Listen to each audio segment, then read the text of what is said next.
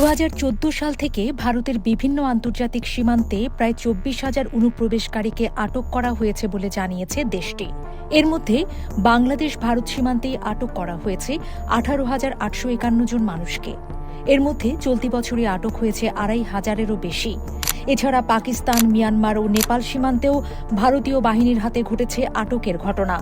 তবে 2014 সাল থেকে চীনের সঙ্গে সীমান্তে কাউকে আটক করার কোনো নজির নেই।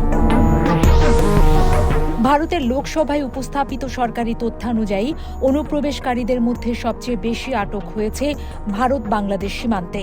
এর পরের অবস্থানে রয়েছে মিয়ানমার, পাকিস্তান এবং নেপাল ভুটান সীমান্ত।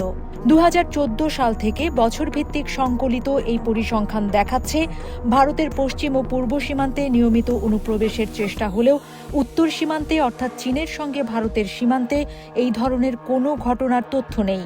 ভারতীয় লোকসভার সদস্য জগদীশ চন্দ্র ভার্মা এবং শর্মিলা সরকারের প্রশ্নের উত্তরে মঙ্গলবার ভারতের স্বরাষ্ট্র প্রতিমন্ত্রী নিত্যানন্দ রায় জানান, চলতি বছরের জানুয়ারি থেকে নভেম্বর পর্যন্ত বাংলাদেশ থেকে 1,104টি অনুপ্রবেশ চেষ্টার ঘটনায় 2,556 জনকে গ্রেপ্তার করা হয়েছে।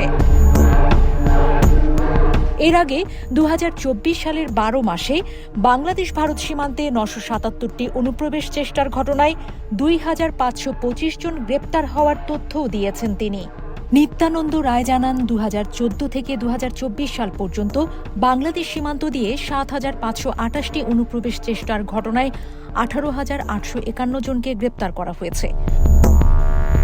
ভারতের লোকসভায় দেয়া তথ্যানুযায়ী বাংলাদেশ থেকে 2014 সালে 855টি, 2015 সালে 874টি, 2016 সালে 654টি, 2017 সালে 456টি, 2018 সালে 420টি, 2019 সালে 500টি, 2020 সালে 486টি, 2021 সালে 703টি, 2022 সালে 857টি, 2023 সালে 746টি এবং 2024 সালে 977টি অনুপ্রবেশ চেষ্টার ঘটনা ঘটে।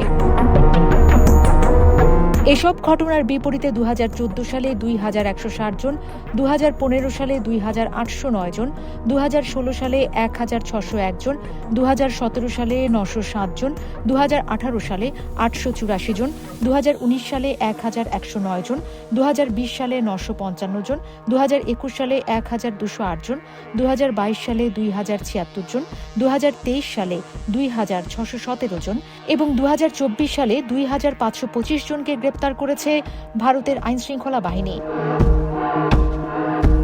নিত্যানন্দ রায় আরও বলেন, বাংলাদেশ ভারতের প্রায় 4,097 কিলোমিটার সীমান্তের মধ্যে 79.08% অর্থাৎ প্রায় 3,239 কিলোমিটারে ইতিমধ্যেই বেড়া বসানো হয়েছে।